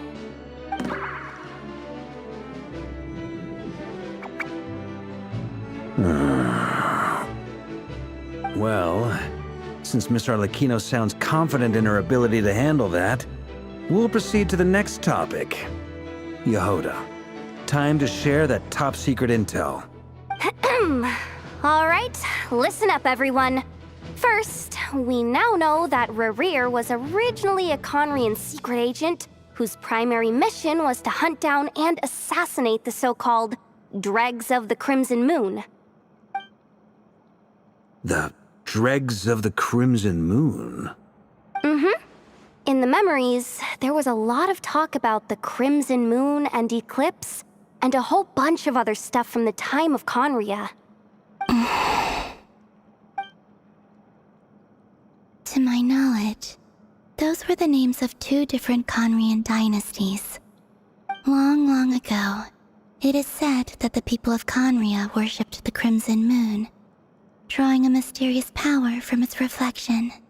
But one day, a coup saw the Crimson Moon eclipsed, hence the name of the new dynasty that replaced it, and how it became the new emblem of Conria.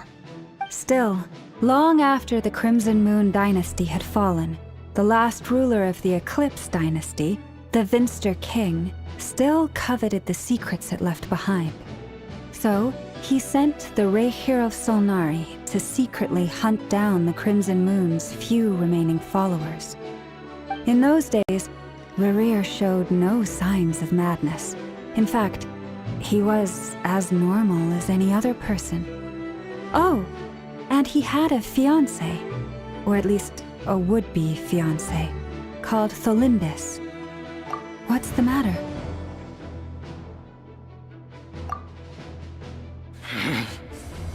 Stephanie, granddaughter, Flinders.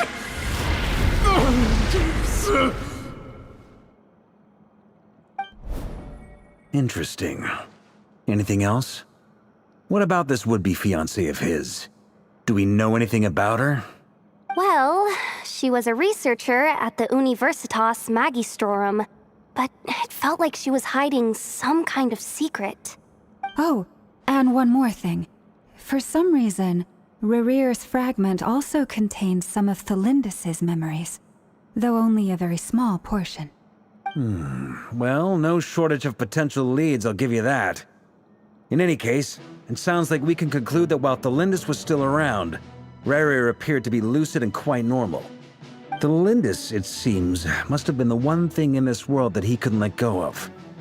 Tell me though, were these pure-blood Conorians we're talking about here? Why do you need to know that? Hold on. If she was a pure-blood Conrian... Oh yeah, just like how it was with the captain. If we could somehow find her, do you think there's any chance Rerear might regain some of his sanity? It's possible, but it would take a miracle. We can't pin all our hopes on that. That merchant who Nefer knows, Dori Sangama Bay. Maybe we could hire her to look into it. All right then. Let's keep working in our separate teams. Traveler, Paimon, Kutar, and Miss Arlecchino will go look for the iridescent moon's marrow. As for the others... On the way over here, I noticed that the wild hunt monsters had grown even more frenzied in their search for Kutar. At this rate, the people living here will be in grave danger too. So I'm thinking of gathering together some of our followers to go wipe them out. I'll head back to the curatorium and meet up with the boss. Feels good knowing we've all got something to be getting on with. Given that the Wild Hunt has been a lot more active lately, the Lightkeepers have likely begun their own operations too. If that is the case, someone will need to pass the news on to Flint's. I'll hold the fort for now, then discuss our next move with Flint's, Aino, and Anefa when they get back. All right then. Well, the clock's ticking. If that's everything, we'll be on our way. We'd better get moving too. We'll try to buy you as much time as we can. Relax. Just do your thing. I decided to call in some backup since things are getting so hairy. Our reinforcements should be here any minute now. Stay safe, everyone. Dismissed.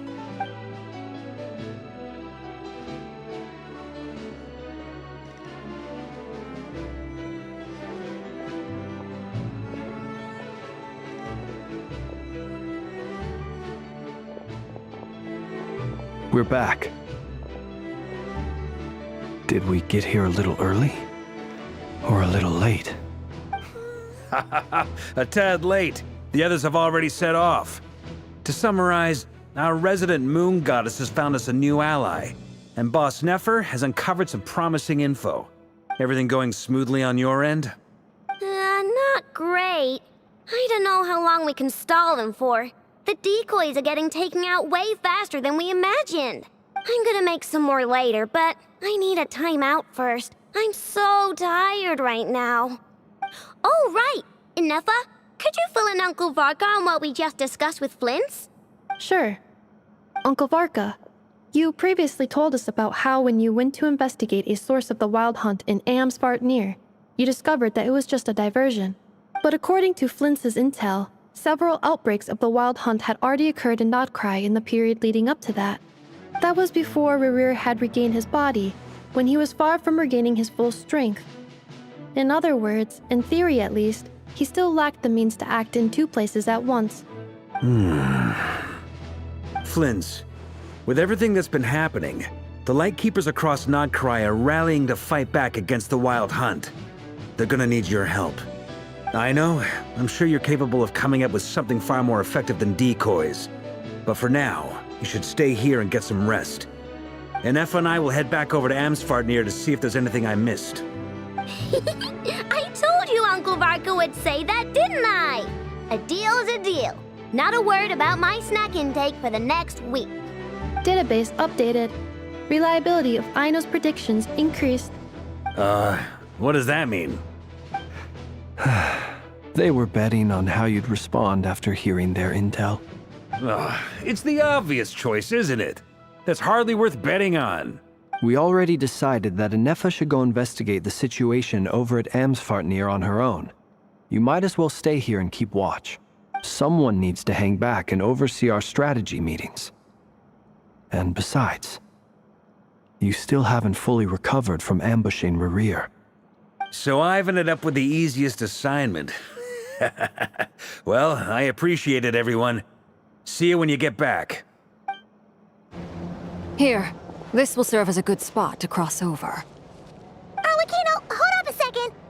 Since you brought us all this way, would you mind telling us what you've got planned? We still haven't got the slightest idea what's going on here. And if even Columbina doesn't know where the iridescent moon's marrow is, how do you? Simple. Because I am an inheritor of the royal bloodline of the Crimson Moon, and one of the last surviving embers of the Two Worlds' flames. Huh? Are you serious? Isn't you're a descendant of that Crimson Moon dynasty we were just talking about? The one from ancient Conria? Your surprise is understandable. I was also taken aback when I first learned of it. But the more I thought about it, the more I realized the signs had been there all along. When I was young, I discovered I could wield a very special kind of fire. It coursed like blood through my veins and smoldered away inside my nerves. What's more, whenever I experienced strong bursts of emotion or drew too deeply on this power, it was like some kind of presence within the fire would begin to gnaw away at me, consuming me from the inside out. Exactly. That is why my hands are like this, too. At first, I saw it only as a curse, but once I became a harbinger, the jester apprised me of the truth. Together with my own investigations over the past few years, there are several things that I have gradually come to understand. For instance, take the so-called Crimson Moon. In truth, it is nothing more than the shattered remnants of the iridescent moon, fused with the abyss to prolong its lifespan. Since this blood flame was bestowed upon me by the Crimson Moon, it is a fusion of the iridescent moon's former power and the corruption of the abyss. You all understand the nature of the abyss well enough. I draw upon its power, and in return, it hungers for my soul. This strange blackness is the mark of corruption it has left behind. If I recall correctly, you once told me that if the corruption ever made it to your heart, you'd become a completely different person. Yes, and that's the reason I'm always careful not to push my power too far. It's essentially a never-ending tug of war. Whew. Sounds intense. Anyway, the rest of my story can wait. Is there anything else about the Crimson Moon or the Iridescent Moon that you're unclear about? Paimon has a question. So, the Crimson Moon that the Carians used to worship was actually the Iridescent Moon, right? Which was one of the three Moon Sisters. Does that mean that the Carians were to the Crimson Moon as the Frost Moon Scions are to the Frost Moon? So much of that history has been lost. We have no way of knowing exactly what they were like. But I would suspect that the Conrians weren't as devout in their moon worship as it might appear. The iridescent moon's remains simply served as their link to the abyss. Later on, perhaps someone discovered a way to make direct contact with the abyss. Or maybe there was some kind of ideological divide. Either way, a dissenting faction staged a coup and drove out the royal heirs of the Crimson Moon dynasty. Still, even with the dark sun looming high overhead, the Crimson Moon's glow never truly faded. If you want living proof, it's standing right before you. The first time we met, I sensed something familiar in your presence. When I looked at you, I felt I could see that mysterious red moon in the corner of my eye. In your flames, I saw its broken image, surrounded by a strange black aura. Well, I appreciate that you kept it to yourself. Much about the Crimson Moon is still a mystery, and I'd prefer not to end up as the object of an insane research project. Anyway, time is against us here, so if there's any other questions, they'll have to wait. I just want to make sure I've got one thing straight. In her letter, Sandrone mentioned that since you are unable to contain the iridescent moon's marrow yourself, you intend to leave it in my custody. Correct? That's right. For now, it's the only way I can pay you back for your help. The iridescent moon is already part of who you are. So with its marrow in your possession, you'll be even more powerful than before. Deal. Then let's get started. Get what started? What does this place have to do with the Crimson Moon? When I first became a Harbinger, the Jester gave me a book called Paranhari, also known as Leobranto Inamorato. You should be able to buy a copy next time you're in Fontaine. It's a love story set in the Crimson Moon era. But setting aside the tangled romances of its characters, it also records a few interesting details. In the Crimson Moon era, or so the story goes, there was an orphanage that received children from beyond the bounds of this world, and subjected them to a peculiar induction ceremony. Beyond the bounds of this world? For real? And what kind of induction ceremony? The Crimson Moon sages looked beyond this world for beings with powers that surpassed the gods. But fearing they might lose control, they subjected these children to a process of refinement. They made these children crawl up a fireplace and kept asking them, "Have you died? Did you see it?" Until they finally admitted to having died and seen a crimson moon. The adults embraced the children who passed the ritual, telling them, "Within the fireplace, you have traversed the flames between two worlds. Here and now, you are born anew." The book leaves much unsaid, but I suspect that this was their way of branding the children they had enrolled, leaving an indelible mark upon them so that they would forever live in the Crimson Moon's light. That explains why I can't sense the Crimson Moon's marrow in this world. It makes sense that it would be sealed in a special space that can only be accessed temporarily through some kind of ritual. But there's no fireplace here. Do you see a chimney anywhere? Oh, are we supposed to build it ourselves? Okay, fine. Paimon will go find some bricks. That won't be necessary. The fireplace is purely symbolic. The key to the ritual is crossing the flames between two worlds. In other words, the flames that burn within me.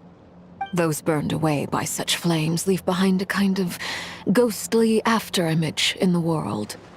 In the days of Conria, people believed they could be used to bridge the gap between the two worlds of life and death. In short, I can open a passage to that space for you. That's the easy part. The catch is I'll need to stay on this side to keep the passage open, so I won't be able to come with you. Once you're inside, you'll have to find your own way. Very well. Then I'll open it up. Traveler, spare me a little more moonlight if you would. I may need it.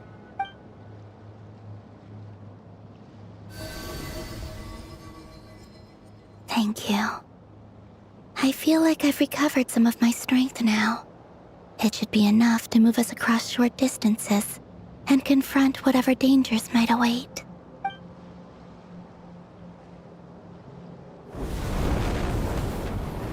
Mistress of the seven hues of ages past, great mother of the present, crimson-clad sovereign of the two realms, by fire severed, by fire renewed, I offer myself now and beseech your descent.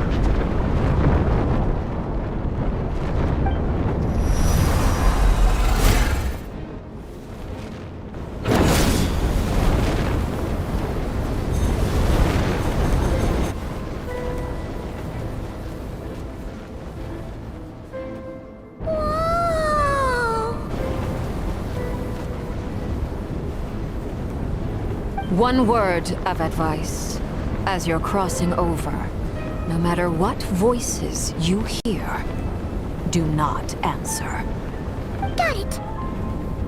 I sense a sinister gloom inside, but also the familiar light of the moon. I feel that I am about to meet an old friend who has changed beyond all recognition. All right, let's go. I sense your presence and bring you death and rebirth. Wait, why are you? You have crossed over from another world, transcending fate itself. I have no right to.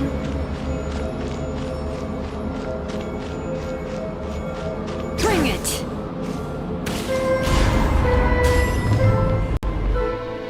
Hey!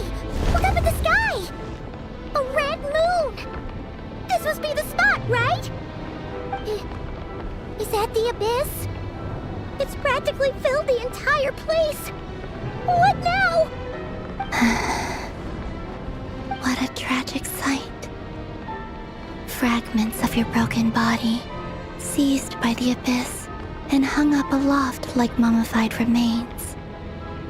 Iridescent moon. Was this truly what you wished for? Careful! There's something spooky about this place. Feels like something is lurking in the fog. Paimon's right behind you. Whatever you do, don't run off without her.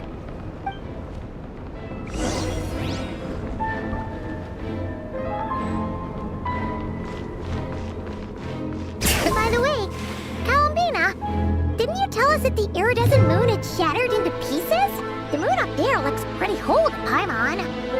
How is that possible?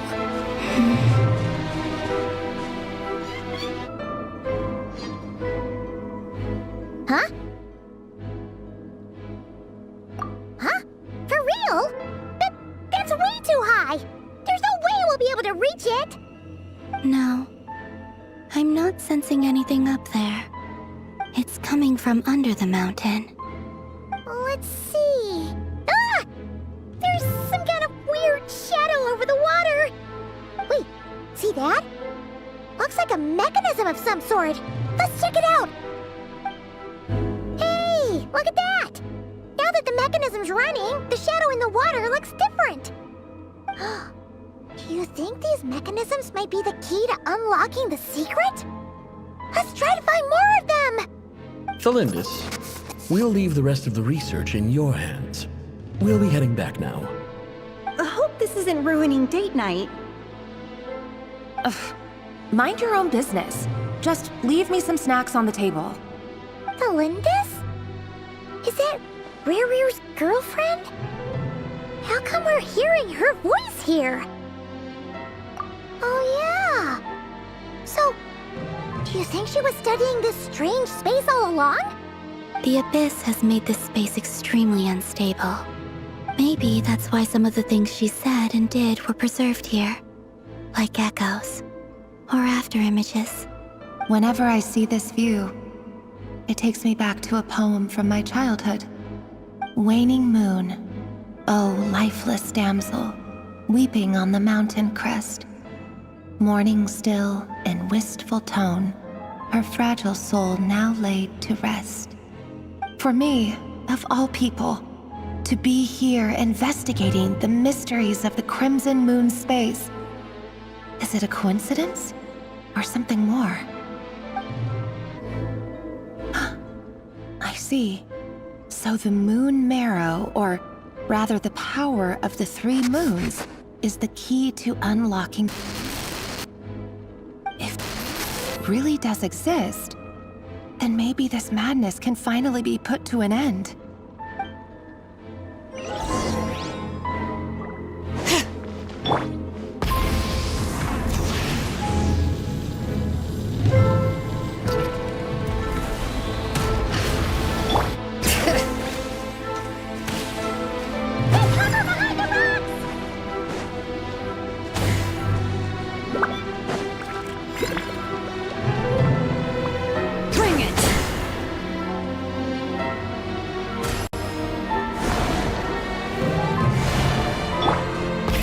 Rev the engines!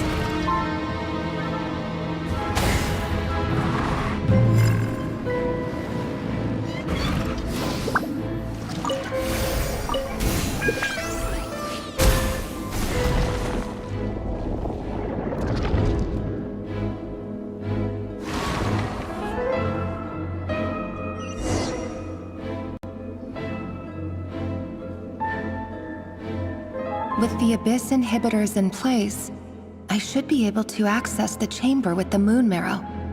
Oh, Rerir, with every step you take, you're drifting further from what you truly desire.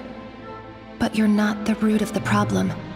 Ever since that outsider set foot in Conria, the Vinster King has sunken deeper into madness. If only I could get my hands on that outsider.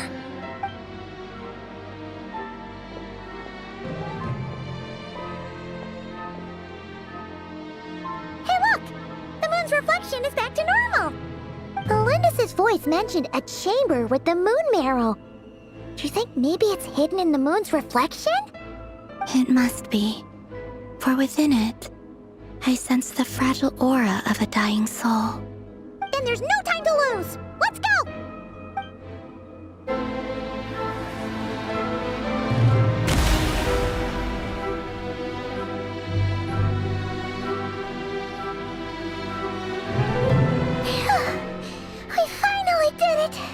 The iridescent moon's marrow, still burning away like an undying flame, yet now contaminated by the abyss. It has taken on a new form entirely. If we can purify the abyssal power within, we should be able to obtain its untainted essence.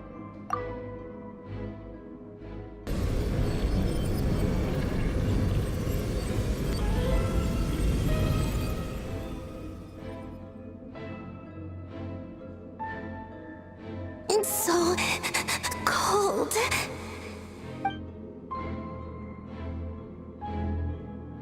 Is it you? Are you here? Huh? Are you talking to us? At long last, I can see you once more. Our fates have crossed, and I am finally free. I'm sorry, I lied to you.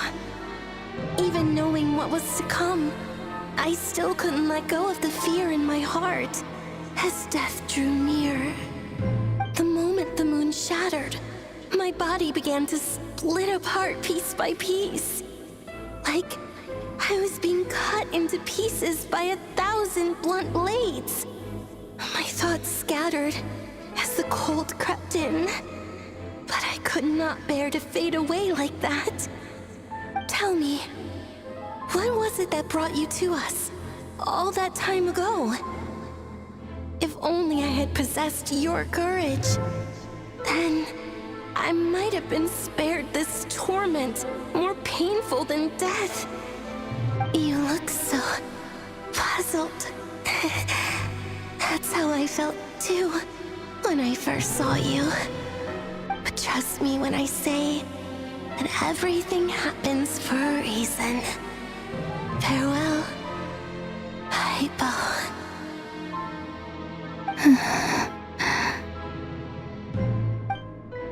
What was that all about?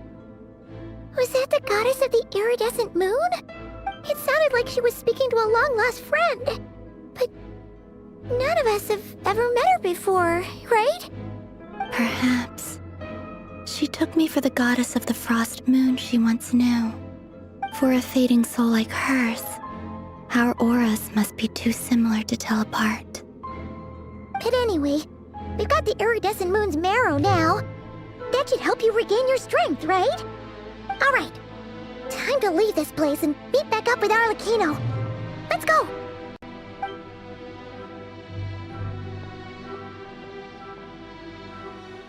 That's odd. This place looks different than when we came in. Waning moon, oh lifeless damsel.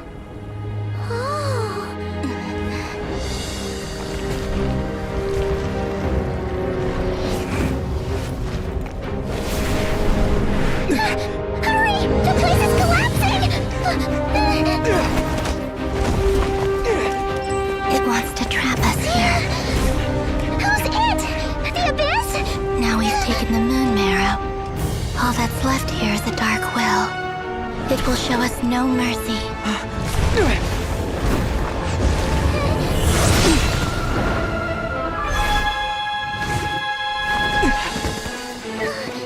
Give it back! The crimson moons! My marrow! My heart!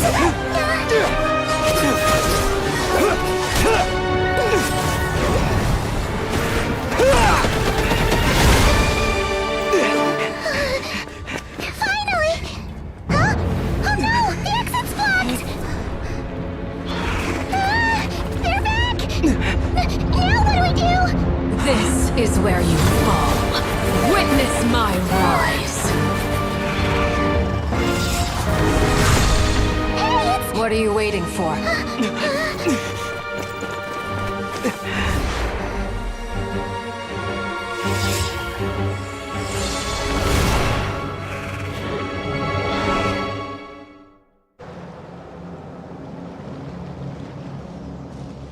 Oh, we made it!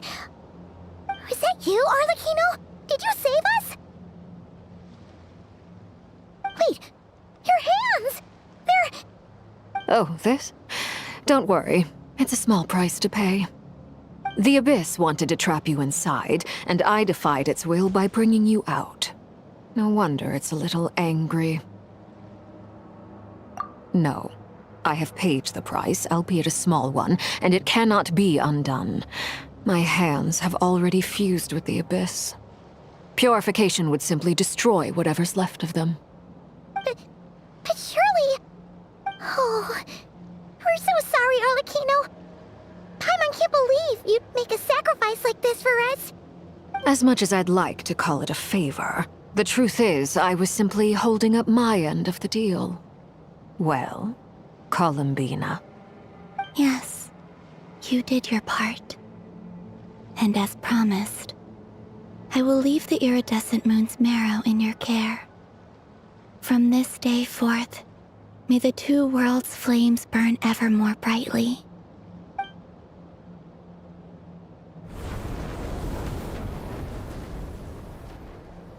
I'll take that as a blessing. Now, Columbina, give me your hand. Accept this moonlight I offer in return.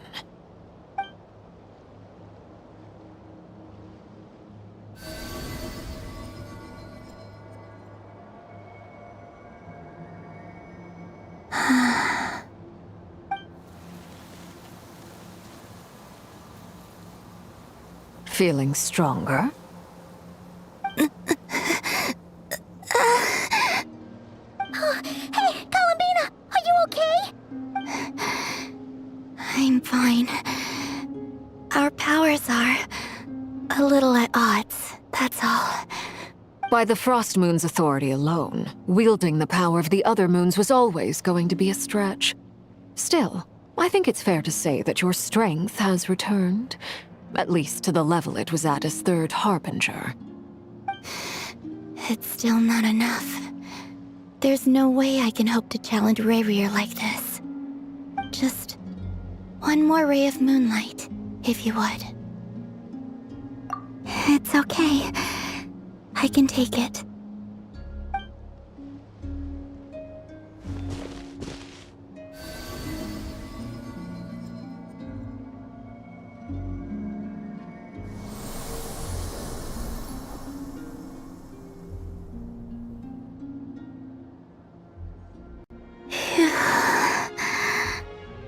How about now? Fighting fit? At the very least, I won't have to stay hidden like before. I want to see him gone from Nodcry. The Rahier of Solnari and his wild hunt must be sent back where they belong. Well, it's good to have something to aim for. You certainly seem more alive now than you did earlier. When I first met you, you didn't strike me as a ray of moonlight. More like a wisp of fog drifting in from who knows where, ready to scatter at the first sign of a breeze. But now, you're full of vitality. Just like the frost moon, once the brightest of them all. May you keep shining, Columbina. This is who you are. Thank you. Look after yourself too, Arlecchino. I know you have plans of your own, and that's why you're always seeking to grow stronger. But whatever you're after, don't let the Abyss take a hold of you. I do not wish to see you go down the same path as Revier. I appreciate the concern, Columbina. Although perhaps it's time you took a new name. A new name? Kutar, the Moon Maiden, Columbina. They're nothing more than code names. They describe who she is and the roles she's played, but they're not her real name. We often use code names in the House of the Hearth, too. But it's knowing your real name that keeps you grounded. Up till now, you've been living a wandering life, so you've probably never really cared. All I'll say is this. Once you've defeated Revier, give it some thought. All right, that's it from me. I'll get you back safely first, then go meet up with Sandrone. You're the best!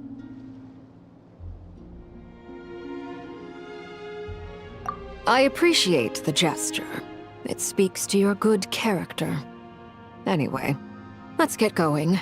There are more urgent things to do right now than trade compliments.